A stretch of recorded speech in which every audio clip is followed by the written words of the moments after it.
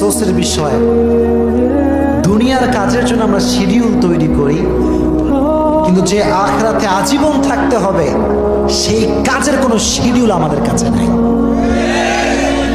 কেন নাই বলি, এই যুবকগুলো দেখবেন ঘুমায় রাত 3টার সময় আর ওঠে সকাল 12টার সময়।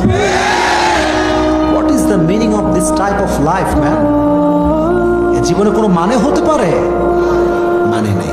তো এখন দেখেন নামাজের ক্ষেত্রে সমস্যা এইটা। নামাজ যে আমাদের লাইফের একটা গুরুত্বপূর্ণ চ্যাপ্টার, গুরুত্বপূর্ণ একটা অংশ, এটা অনেকে বুঝেও বুঝতে চায় না।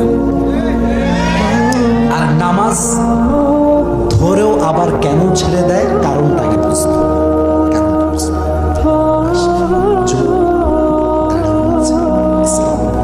মাহফিলে বসে, কিন্তু যুবক একাই 3-4টা প্রেম করে। আচ্ছা বলেন, আমি বলি, যেই যুবকটা রাত 3টা-4টা পর্যন্ত প্রেম করে, তার কি ফজরের নামাজ পড়ার কোনো সম্ভাবনা আছে? কেন নাই? শেষ যত আপনি রাতে ঘুমাবেন, আপনার ঘুমটা তত